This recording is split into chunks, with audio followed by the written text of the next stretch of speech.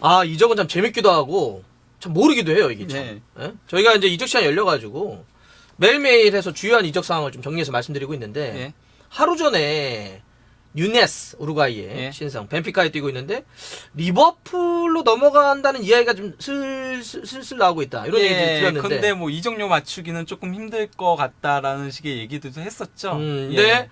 지난 밤에 예. 막 쏟아지기 시작했습니다. 유력한 막 이제 코멘트들이 막 나오기 시작해서 예. 지금 보면 세풀베다 이 예. 포르투갈의 유명한 일티어 예. 기자 같은 느낌이잖아요. 예, 그러니까 뭐 SIC 노티카에서 이제 일하고 있는 기자인데요. 이 기자가 그러니까 뭐 이승우의 그 포르투갈 이적도 가장 먼저 얘기를 했었고요. 맞아요. 예, 그리고 뭐 호날두의 그 발롱도르 노쇼할 거다. 이것도 가장 먼저 얘기했던 사람인데 로마노가 이 사람을 또 팔로잉을 하고 있어요. 그쵸. 예, 그 정도. 왜냐 그쪽 소스들이 계속 나오니까. 예, 예, 그러다 보니까 그 어느 정도 로마노가 아무나 팔로잉은 안 하거든요. 정말 그러니까 어느 정도 아무나 팔로잉. 예, 그 어느 정도 그러니까 신뢰성이 있는 사람만 하는 편인데 이 사람이 그러니까 포르투갈 쪽의 신뢰도는 상당히 높아요. 물론 이 사람이 김민재 유벤투스도 얘기한 적이 있거든요. 근데 그거는 포르투갈이 아니잖아요. 오케이. 예, 그러니까 뭐 포르투갈 쪽에서 그냥 링크되는 거는 세풀베다의 이야기 좀 들어볼 만하다. 예, 예. 그리고 이 사람이 이제 처음으로 딱 얘기를 하니까 로마노도 이제 뉴네스랑 리버풀이랑 이제 그러니까 벤피카와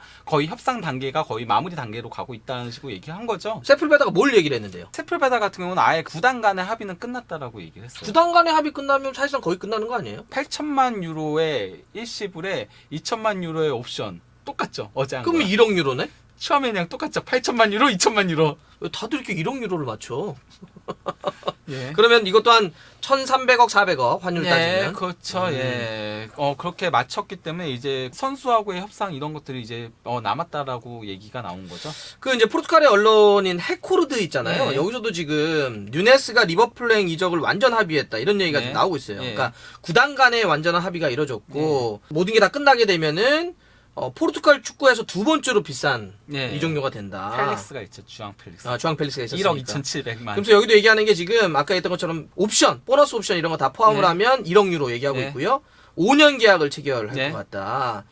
이러면서 지금 리버풀 쪽에서 벤피카에게 보낼 공식 계약서 초안을 작성하고 있다라고 네. 하고요.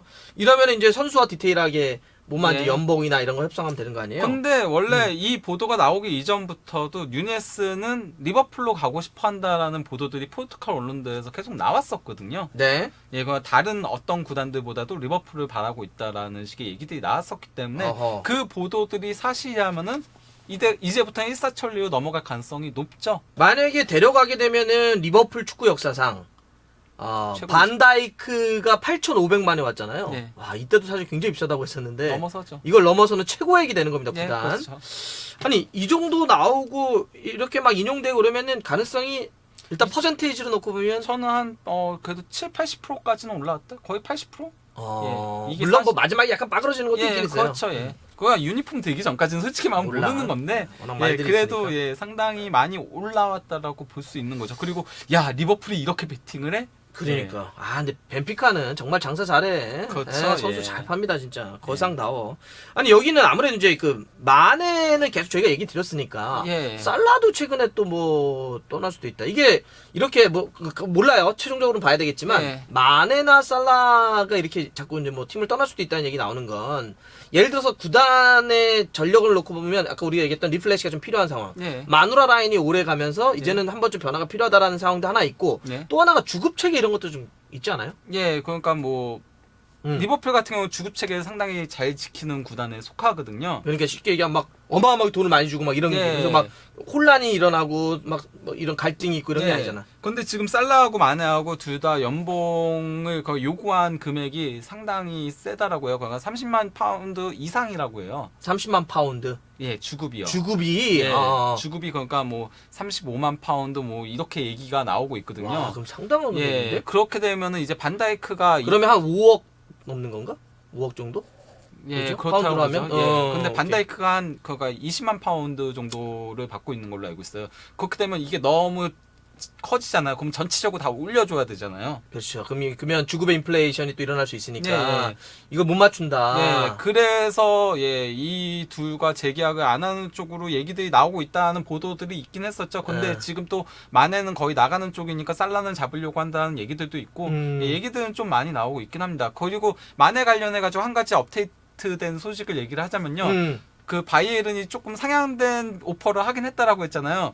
근데 거기 옵션이 포함되어 있다고 했잖아요. 근데 그 옵션이 발롱도르 옵션이어가지고 그래서 리버풀에서 헛웃음을 치면서 말도 안 되는 제안이라고 이런 지하에 거절했다라고 합니다. 그러니까 옵션이 뭐 출전 시간이라던가 뭐 이런 게 아니고 발롱도르 타면은 이거여가지고 그래갖고 안 된다는 얘기네. 말도 안 되는 옵션 넣지 말고 마네는 잘한 선수지만 그런 걸 계약서 옵션으로 넣는 건 좀 그렇지. 그리고 또 이제 바이에른 같은 경우는 티아고를 2,500만 유로를 리버풀로 보낸 거를 얘기를 하면서 너네도 이렇게 해달라 이렇게 얘기를 하고 있는데 예우상 뭐 이런 거. 근데 리버풀은 마네 비교 대상은 티아고가 아니고 레반도프스키. 지금 너네가 5천만 유로 내놓으라고 하는 레반도프스키다. 왜냐면은 똑같이 1년 남았고 그렇지. 그리고 공격수고 물론 레반도프스키가 더 많은 성과를 낸 선수지만은 나이가 4살이 더 많으니까 나이 고려하면은 마네와 레반도프스키가 너네가 레반도프스키 5천만 유로에 팔려면은 마네도 5천만 유로에 영입해라 이러고 있대요 현재. 원래 협상이라고 하는 건 지들 유리한 쪽으로 얘기하는 거야. 이쪽 살려고 하는 데는 최대한 깎으려고 하는 거고 팔려고 하는 데는 가장 높이려고 하는 거니까 서로의 기준을 좀 달리 두고 있는 거죠. 여하튼 마네의 그런 이제 이야기까지 있다는데 마네나 살라 입장에서는 사실 이들이 갖고 있는 실력에 비해서는 주급이 상대적으로 좀 적은 것도 사실이네. 그동안은 적었던 것도 사실. 그러니까 지금 올려달라는 거니까 그 현실화를 하게 되면 리버풀이 전체적으로 또 올려야 되니까 그에 대한 고민이 있다. 그래서 지금 이렇게 많이 빠져나가면 다시 이렇게 누네스를 데려올 수 있다는 얘기가 나오고 있고 이게 세풀 배달을 포함을 해서 유력한 데에서 계속 쏟아지고 있는 걸 봐서는 가능성이 많이 높아졌다. 만약에 어느 정도 이제 성사된다라고 하면 또 이제 분석하는 영상 올려야죠. 네네네. 자, 또 하나는 저희가 어제도 파우토레스 이야기를 저희 채널에서 하면서 살짝 흘리긴 했어요. 바스토니가 남을 수도 있다, 인텔에. 그러면 대체 옵션이 필요한 게 아니야. 그래서 파우토레스 얘기를 했는데 영상이 나간 다음에 바스토니의 에이전트 쪽에서 우리 안 가. 자, 여기 그냥 남을 거야? 약간 이렇게 오피셜하게 뭐가 나온 듯한 느낌이 있어요? 그러니까 그 바스토니 에이전트가 인텔을 보드진하고 미팅을 가졌거든요. 그 미팅 가지고 나오는 길에 이제 기자들이 이제 막 물어보니까 거기에 대해서 우리는 바스토니가 남을 것이라고 확신한다라고 얘기를 했죠. 그 이야기는 그 정도로 나오는 거면 그걸 뒤집어서 갑자기 또 뭐 어디 추진하고 이럴 수도 있을까? 전 별로 없다라고 보는 게요. 왜냐면은 바스토니 이적을 어쨌건 간에 조금 더 성사시키려고 했던 쪽은 인테르 구단도 조금 고려는 했고 고려까죠. 왜냐면 지금 재정이 어려웠기 때문에 그걸 팔면 그 돈으로 어떻게 운영을 하겠다. 뭐 이런 거였잖아, 계산이. 인테르의 1옵션은 어쨌건 간에 뭐 제가 저번에 얘기 드렸던 뭐 피아몬티라던가 이런 선수들을 팔아서 6천만 유로를 만드는 거지만은 토트넘에서 어쨌건 간에 한 번에 이거 해결하라고 하면서 보낸 거기 때문에 고민을 하는 부분이 있었고요. 에이전트는 솔직히 말하면 이적을 시키고 싶어 했다는 보도들이 많이 나왔어요. 왜냐면 그래야지 에이전트 수수료를 받고 이러잖아요. 그게 예를 들면 저런 거 있잖아요. 그 패밀리가 에이전시를 하는 경우들이 있어. 뭐 형이나 아버지나 이렇게. 그런 경우들이 이적이 활발하게 진행되는 경우들이 그렇게 되면 이적을 하면 그 돈이 결국 패밀리로 들어오거든. 그러니까 여하튼 이적이 자꾸 활성화가 되면 에이전트도 돈을 버는 구조이기 때문에 에이전트들은 기본적으로 그런 게 있어요. 옮기게 하려고 하는. 그래서 이제 바스토니를 설득하고 있다 이런 식의 얘기들이 있긴 했었거든요. 보도들이. 그랬는데 바스토니는 계속 어쨌건 간에 나는 인텔에 남고 싶다. 인텔에서 계속 뛸 것이다. 뭐 이런 식의 얘기들을 했었기 때문에 결국 에이전트가 그러니까 바스토니 설득에 실패했다라고 볼 수 있는 거고 인테르 구단도 우리가 다른 자구책을 구할 수 있다라고 얘기를 한 거겠죠, 에이전트한테. 그러니까 그동안 이 말이 나왔던 건 인텔 입장에서는 돈이 필요했고 그다음에 에이전트도 옮기면 어쨌든 뭐 나쁜 게 아니니까 그런 두 가지에 대한 니즈 때문에 이적설이 계속 나오고 있었고 토트넘도 왼발 잡이 센터백이 필요했고 그랬는데 그런 이야기들이 나왔던 그 배경 상황들이 일정하게 해결이 됐다. 그러니까 설득에 실패한 게 있고 그다음에 인테르는 다르게 돈을 어떻게 좀 구할 수 있는 게 방도가 생겼고 예를 들면 그리고 거기서 하나 더 추가를 하자면요. 첼시가 어쨌건 간에 인테르랑 루카쿠 임대 이적 가지고 협상을 하긴 할 거래요. 하기로 했대요. 아, 진짜? 물론 그러니까 이게 진행되려면 굉장히 먼 길이 있을 거라는 얘기들이 나와요. 그렇죠. 왜냐면은 첼시는 임대료를 조금 크게 받을 생각이 있고 그리고 첼시는 당연히 완전 이적 옵션 넣으려고 하겠죠. 그렇죠. 언젠간 데려가 돈 주고. 그런데 우리 이제 얘기 안 쓸 거야 이제. 인텔은 문제는 완전 이적 옵션을 안 넣으려고 하니까 빌려만 쓰겠다. 어쨌건 간에 구단 간에 대화를 하긴 할 거래요. 시작은 할 거다. 예, 그러니까 첼시도 루카쿠 보내고 싶나 봐요, 이제. 예.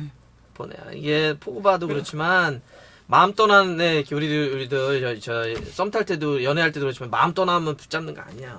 예. 예. 자, 그렇습니다. 알겠습니다. 그 토트넘은 여하튼 뭐 포스터를 영입을 하면서 골키퍼. 페리시치 다음에 이호영이 이번 네, 여름에 했는데 그렇죠. 요거는 저희가 다음에 네. 알 수 없이에서 좀 더 자세하게 다루면서 드리는 걸로 할게요.